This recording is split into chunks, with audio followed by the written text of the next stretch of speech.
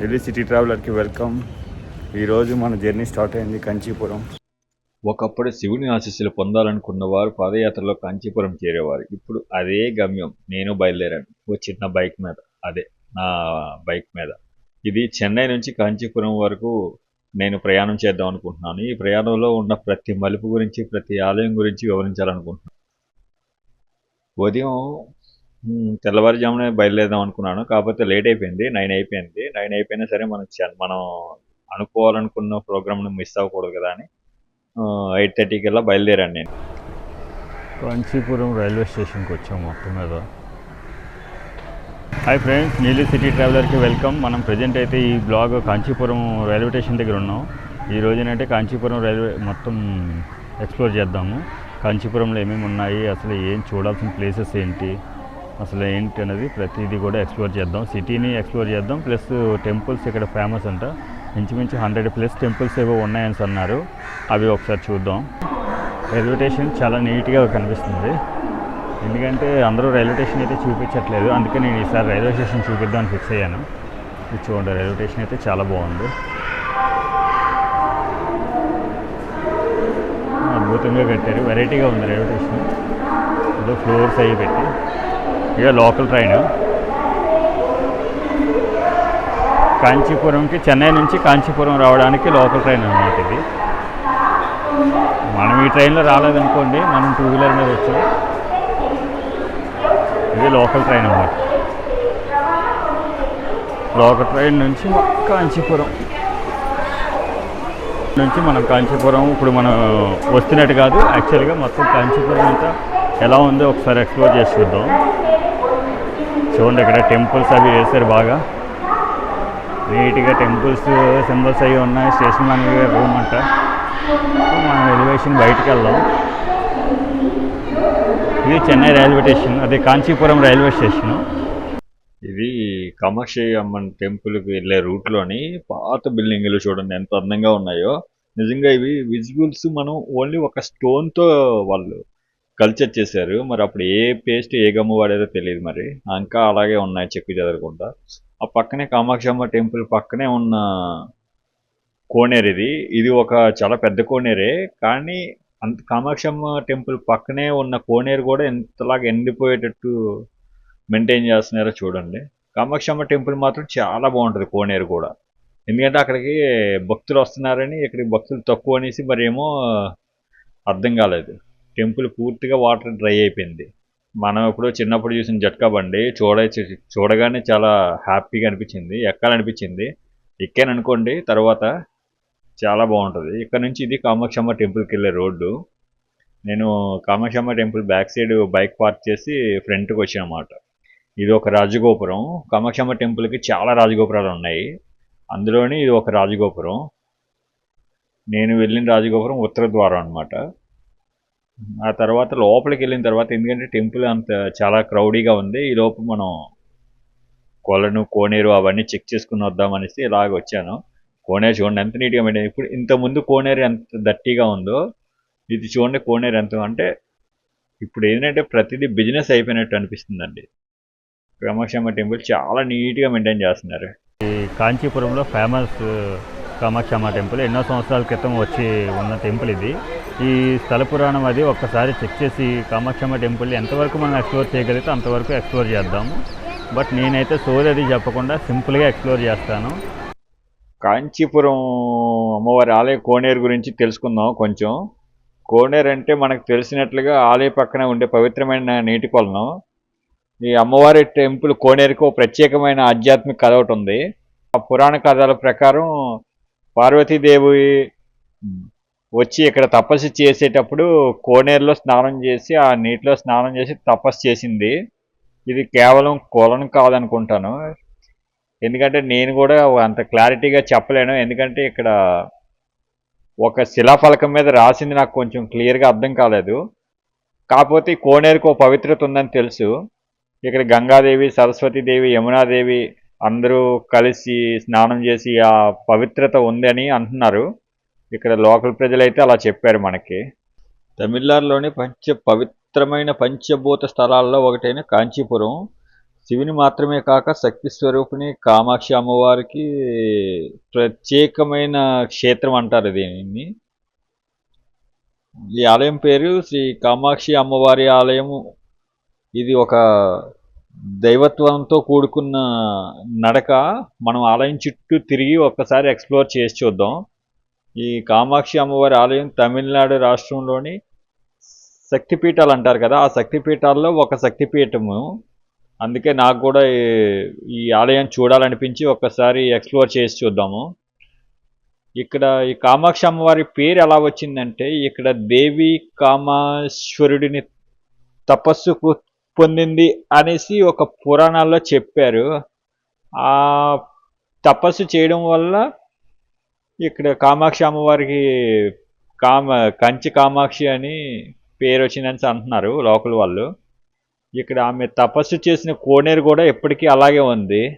చాలా నీట్గా మెయింటైన్ చేస్తున్నారు కోనేరును కూడా. ఇక్కడ అమ్మవారు కూడా కామాక్షి అమ్మవారిగా కనిపిస్తారు. సాధారణంగా ఇక్కడ అమ్మవారు ఏంటంటే అన్ని గుళ్ళ కంటే ఇక్కడ అమ్మవారు చాలా డిఫరెంట్గా కనిపిస్తారు. కానీ ఈ అమ్మవారి టెంపుల్ చుట్టూ ఎక్కడ కూడా శివుడి మందిరాలు కానీ శివుడి ఆలయాలు కానీ ఏమీ ఉండవు. ఇక్కడ ఒకే ఒకటి ఇంపార్టెంట్ ఏంటంటే శ్రీచక్ర ప్రతిష్ఠిత దేవాలయము. ఆది శంకరాచార్యులు స్వయంగా ఇక్కడ శ్రీచక్రాన్ని ప్రతిష్ఠించారంట. శ్రీచక్రం అంటే అదే గీతల సముదాయం అంటారు కదా, అది దేవి యొక్క తత్వరూపం, అంటే ఆమె మూలతత్వం అన్నమాట. ఇక్కడ హోమాలు, అర్చనలు, పూజలు కూడా శ్రీ విద్యా ఉపాసన పద్ధతుల్లో జరుగుతాయంట. అది మనకి పెద్దగా అర్థం కాదు, బట్ ఓకే. నాకు తెలిసింది ఏంటంటే ఇది సాధారణ ఆలయం కాదని మాత్రం తెలిసింది.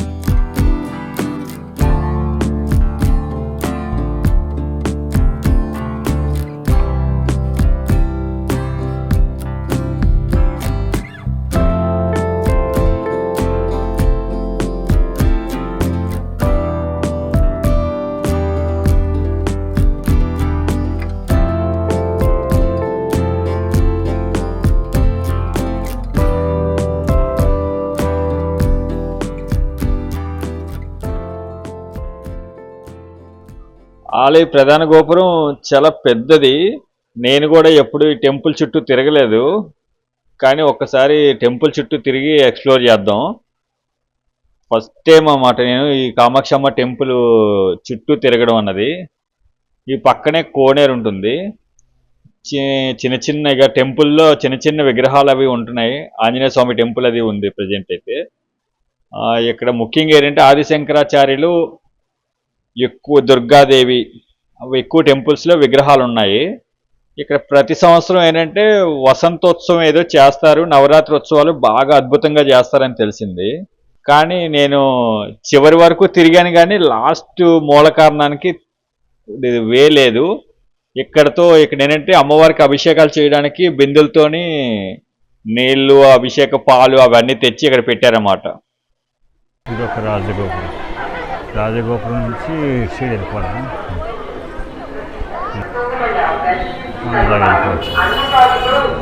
ఇలాగ వెళ్ళిపోవచ్చు.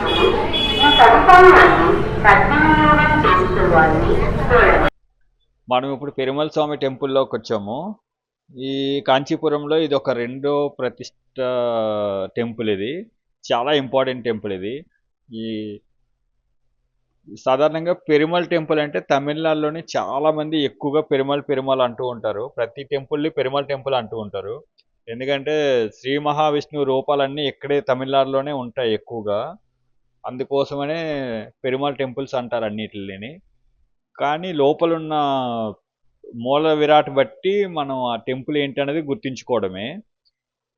ఇప్పుడు మనం ఉండేది ఏంటంటే పెరుమల స్వామి ఆలయం, కాంచీపురం. అదే మనకి సింపుల్గా చెప్పాలంటే ముట్టుకుంటే గోల్డ్ బల్లి ముట్టుకుంటే అవి ఉంటాయి కదా, అలాంటి విశిష్టతలకి ఇది ప్రాముఖ్యత, చాలా ఇంపార్టెన్స్ ఇది. ఇక్కడ ఏంటంటే విష్ణు భక్తులు మాత్రమే ఎక్కువగా పూజలు చేస్తారు. శంఖ చక్రం అవన్నీ ఆటోమేటిక్గా చాలా నీట్గా కనిపిస్తుంటాయి విగ్రహాలు డీటెయిల్గా. ఇక్కడ శిల్పాలు మాత్రం చాలా అద్భుతంగా ఉంటాయి. ప్రతి స్టోను, ప్రతి పిల్లరు ఒక అద్భుతంగా చెక్కించారు. లోపలేమొచ్చి అలివేలు మంగమ్మ తల్లిని, ఆంజనేయ స్వామి విగ్రహాలు కనిపిస్తాయి ఎక్కువగా.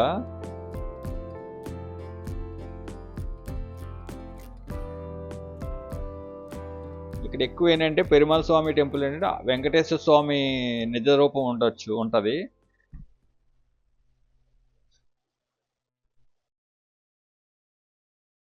100 టెంపుల్స్, 100 పిల్లర్స్, 1000 పిల్లర్స్ ఉంటాయి దీంట్లో. ప్రతిదీ కూడా ఆర్కిటెక్చర్ ఎంత బాగుంటుందో.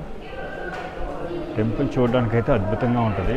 ఓల్డ్ కన్స్ట్రక్షన్లో number 1 Perumal temple, old construction. ఇక్కడ ఏదో మండపం ఇది పర్టికులర్గా.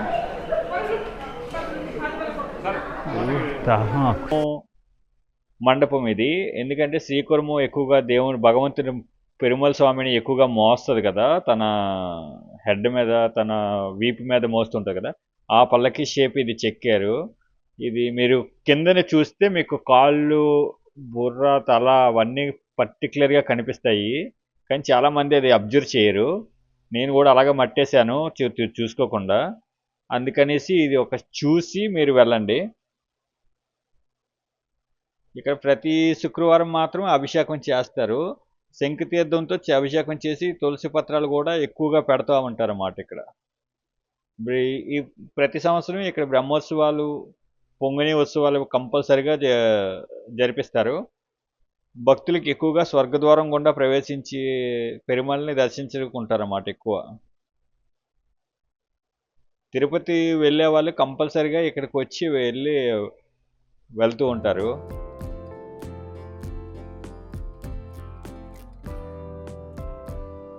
ఇక్కడ చెక్కిన ప్రతి శిల్పం కూడా ఓన్లీ ఒక్కొక్క పేస్ట్ కానీ గమ్ము కానీ ఏమీ వాడకుండా ఓన్లీ సింగిల్ శిలాఫలకం మీద శిల్పాలు చెక్కారు ఈ మండపం మొత్తం. కానీ ఈ మండపం మాత్రం పెరుమాళ స్వామిలో ఒక ఆధ్యాత్మిక రూపాన్ని తలపిస్తుంది. కోనేరు పక్కనే ఉంటుంది. నాకు తెలిసి ఏవైనా అంటే పుష్కరిణి, వసంతోత్సవాలు జరిగేటప్పుడు, కళ్యాణాలు జరిగేటప్పుడు ఇందులో చేస్తారనుకుంటా. కానీ ఇక్కడ ప్రతి పిల్లరు ఒకే రీతిలో చెక్కారు. అమ్మవారి దేవతలు డిఫరెంట్ శిల్పకళని చూడొచ్చు ఇక్కడ. కానీ చాలా డీటెయిల్డ్గా ఉంటుంది. ఇక్కడ కొన్ని పిల్లర్స్, ఎన్ని పిల్లర్స్ ఉన్నాయో నేను కూడా లెక్క పెట్టలేదు, కానీ ఇంచుమించు నాకు తెలిసి 108 పైనే ఉంటాయి. బట్ ప్రతి పిల్లర్ మీద ఒక దేవతామూర్తిని, అమ్మవారి ఫోటోలు, ఆలయం, నాట్యకళ మొత్తం, సంస్కృతి మొత్తం ఉట్టిపడేలా చెక్కారు. అసలు నాకు ఇక్కడ కూర్చొని 1 అవర్ గడిపాను నేను ఈ ప్లేస్లో. చాలా బాగుంటుంది. మీరు ఇక్కడికి వెళ్ళాక ఈ మండపంకి మాత్రం కంపల్సరీ వెళ్ళండి. మనం కూడా ఒకసారి పిల్లర్స్ ఎన్ని ఉన్నాయో లెక్క పెట్టాలనిపించింది. ఒకసారి లెక్క పెట్టి చూద్దాం. చూడండి అమ్మవారి డీటెయిలింగ్ ఎంత నీట్గా ఇచ్చారో. నెమలి పించాలు, కానీ ఇదంతా ఒకే స్టోను, సింగిల్ పిల్లర్ మీద డీటెయిలింగ్ తీసుకున్నారన్నమాట. అప్పుడు ఏ గమ్ము వాడారో తెలియదు, కానీ ఇంకా స్ట్రాంగ్గా ఉన్నాయన్నమాట. చూడండి ఎంత అద్భుతంగా ఉంటాయో పిల్లర్స్ అన్నీని. ప్రతి పిల్లర్ కూడా చాలా డీటెయిల్డ్గా ఉంటుంది. ప్లస్ బయట ఎంత వేడిగా ఉన్నా లోపల మాత్రం చాలా చల్లగా ఉంటుంది. మీరే ఒక్కసారి వెళ్ళి టెస్ట్ చేయండి. మండపం చుట్టూ చాలా వేడిగా ఉంటుంది, కానీ మండపం లోపల మాత్రం ఏసీ పెట్టినట్టు ఉంటుంది అన్నమాట. అన్ని స్టోన్స్ అయినా సరే చాలా కూలింగ్ ఉంటుంది. టెంపుల్కి వచ్చాక మాత్రం ఈ మండపం చూడకుండా ఉంటారు. జస్ట్ టికెట్ 10 రూపాయలు ఉంటుంది. ఈ మండపంలోనే మొత్తం ఆర్కిటెక్చర్ అంతా కనిపిస్తుంది. ఆ రోజుల్లో ఎంత కష్టపడి ప్రాణం పెట్టి ఒక రాయిని శిల్పంలా మార్చారో మనకి చాలా తెలుస్తుంది. యాన్సియంట్ భవిష్య తరాలకి మనం ఏదో ఇచ్చే సందేశాలు ఏముండవు, కానీ జస్ట్ ఇలాంటి టెంపుల్స్ చూస్తే వాళ్ళకి డీటెయిలింగ్ అనేది తెలుస్తుంది అన్నమాట. ఇప్పుడు కోనేరు చూసొద్దాం. వైష్ణవాలయాల్లో ఎక్కువగా కోనేరులు ఉంటాయి. చాలా పెద్ద పెద్ద కోనేరులు ఉంటాయి. ఎందుకంటే అవి శాస్త్రాల ప్రకారం పాప విమోచనం, భక్తి పరిష్కారాల కోసం రూపొందించారని చెప్తారు. ఇవి నీటిలో స్నానం చేసి ఈ నీరు గాని తల మీద చల్లుకుంటే దేవాలయ ప్రవేశం చేస్తే శరీరం మొత్తం శుద్ధి అయినట్టు అనమాట. అందుకే మనసులోని ఏ ఫీలింగు లేకుండా దేవాలయాలకు వెళ్ళేటప్పుడు ప్రశాంతంగా వెళ్ళండి. చూడండి ఎంత స్పేసియస్‌గా ఉంటుందో టెంపుల్స్. ఆ రోజుల్లో ఈ టెంపుల్స్ కట్టడం అంటే ఎంత ప్రాణం పెట్టి ప్రవేశించారో చూడండి. చాలా విశాలంగా ఉంటాయి టెంపుల్స్. ఇది గరుడ వాహనం మండపం. ఇక్కడేంటంటే స్వామివారి ఊరేగింపుకి సంబంధించిన కళ్యాణానికి సంబంధించినవి ఆ కార్యక్రమాలన్నీ చేస్తారంట. చూడండి అప్పుడు ఆర్కిటెక్చర్ ఎంత చెక్కు చెదరకుండా జాగ్రత్తగా ఉందో. ముట్టుకోవాలి అనుకుంటే బంగారు బల్లిని ఇది అంటారు కదా, కంచి పెరుమాళ్ టెంపుల్ దగ్గర. ఆ టెంపుల్కి ముట్టుకోవాలి అని ఆలోచన ఉంటే, లోపలికి టెంపుల్కి వెళ్ళాలని అనుకుంటే మీరు ఎప్పుడు కూడా 3 o'clock లోపు 12:30 కల్లా క్లోజ్ చేస్తారు. 12:30కి క్లోజ్ చేస్తున్నారంట. మళ్ళీ 3 గంటలకు ఓపెన్ చేస్తున్నారు. 3 గంటల వరకు మీకు నో ఎంట్రీ లోపలికి.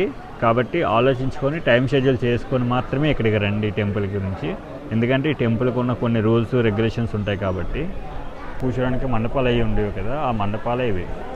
చూడండి ఇక్కడ ఎంత వేడి తగులుతుందా, ఈ రాయి మాత్రం ఎంత చల్లగా ఉందో. ఇది మండపం దాచారు. ఏవో బొమ్మలు ఆడుకోవడానికి, గేమ్స్ ఏవో ఆడుకోవడానికి గీసుకున్నారు. ఇవి కాఫర్తోనే స్టోన్తోనే చేసినట్టున్నారు. అవి ప్రధాన ఆలయం లోపలికి ఎంట్రీ లేదు కదా మనకి ఇప్పుడు ప్రజెంట్. ఒకసారి మరి మిగిలిన రిమైనింగ్ చెక్ చేసుకుని వెళ్ళిపోదాం. చెట్టు సమ్మగా ఉంది. ఆ ఎండకి చెట్టు ఎంత బాగుందో అనుకోవద్దు, కానీ చెట్టు చాలా బ్రహ్మాండంగా ఉంది. నీడ సింగిల్ చెట్టు మొత్తం కనీసం చాలా. కోనేరు చుట్టూ ఇప్పుడు తిరిగి చూద్దాము. మొత్తం కోనేరు ఎంత ఉంది, ఏమేమి టెంపుల్స్ ఉన్నాయి లోపలని. ఇక్కడ సన్నిధానాలు ఉంటాయి ఎక్కువగా, పక్క పక్కనే సన్నిధానాలు ఉంటాయి. ఇది ఆలుమురుగన్ స్వామి టెంపుల్. ఇది కూడా పాత టెంపుల్, బట్ కొన్ని చెక్కు చెదిరిపోయాయి అన్నమాట. ఇక్కడ చాలా చల్లగా ఉంటుంది, ఎందుకంటే కోనేరు చుట్టూ రావి చెట్లు ఉంటాయి. అందుకే రావి చెట్లు కింద ఉన్న గాలి చాలా చల్లగా ఉంటుంది. ఏసీ కూడా పనికిరాదు దీనికి. అందుకే ఆ రోజుల్లో మనుషులు కూడా అంత అద్భుతంగా ఉండేవారు. ఇప్పుడు నెక్స్ట్ మనం ఇంకొక కోవిల్ దగ్గరికి వెళ్తున్నాము, సన్నిధానము. అక్కడ నుంచి మనం టెంపుల్ ఆ పక్క పక్కనే చాలా చిన్న చిన్న టెంపుల్స్ ఉన్నాయి. ఇది విష్ణు టెంపుల్. ఇది చూడండి, ఈ సన్నిధిలోని విష్ణుడు ఎంత నీట్గా కనిపిస్తారో. ఆయన పడుకొని ఉండడం మనం చూస్తాం ఈ టెంపుల్లో. నేను కూడా కొంచెం విజిబిలిటీ చేశాను. కొంచెం చూడండి, విగ్రహం చాలా బాగుంటుంది. విష్ణు పడుకొని ఎప్పుడు మనం చూడం. ఇప్పుడు చూడండి విగ్రహం ఎంత అందంగా ఉందో. ఆయన చాలా ప్రశాంతంగా నిద్రపోతున్నారు. మనం ఇప్పుడు నాగబంధాలు అంటారు కదా, ఆ టైపు టెంపుల్స్ ఇవి. ఇక్కడ సంథింగ్ ఏదో రాళ్ళు పేరిస్తే ఇల్లులు కట్టుకోవచ్చు అనే ఒక పురాతనాల కథ ఒకటి ఉంది. ఆ కథను బట్టి అక్కడికి వచ్చే వాళ్ళందరూ కట్టుకుంటారు అన్నమాట. ఇది చూడండి టెంపుల్ హైట్ ఎలా ఉందో. ఇది 3-4 అంతస్తుల హైట్ ఉంటుంది వాళ్ళు. ఈ ప్రహరీ ఎక్కడానికి ఎంత కష్టపడతారో, ఎంత కట్టడానికి ఎంత ఇబ్బంది పడ్డారో చూడండి. కానీ మనం ఏమీ కాకుండా సింపుల్గా తీసి పడేస్తాం. ఈ రోజుల్లో ఒక్క ఫ్లోర్ బిల్డింగ్ కట్టడానికే చాలా కష్టపడాలి. ఆ రోజుల్లో ఎంత బాగా కట్టారు చూడండి అవి. ఇదొక సన్నిధానం, గణేష్ సన్నిధానం ఇది. ఈ టెంపుల్ కూడా చాలా క్లియర్గా కట్టారు. కోనేరు చుట్టూ కొన్ని సన్నిధానాలు ఏర్పాటు చేశారన్నమాట. ఇవి ప్రస్తుతానికైతే ఎప్పుడో ఎమర్జెన్సీ టైంలో తప్ప ఇంకెప్పుడు ఓపెన్ చేయరు.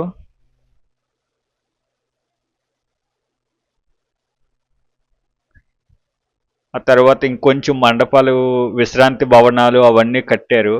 కొన్ని కూలిపోయి ఉన్నాయి. కంటిన్యూ అలాగ విశ్రాంతి భవనాలు ఉంటాయి ఈ కొలను బ్యాక్ సైడ్ అంటూ చుట్టూ. కొన్ని ఏమొచ్చి చిన్న చిన్న టెంపుల్స్ అవి పెట్టారు. విశ్రాంతి భవనాలే టెంపుల్ కింద క్రియేట్ చేసి పెట్టారన్నమాట. ఇక్కడ ఏంటంటే రెస్ట్ తీసుకోవడానికి ప్రశాంతంగా మండపాలకి వాటికి ఆ రోజుల్లో ఎంత నీట్గా కట్టారో చూడండి.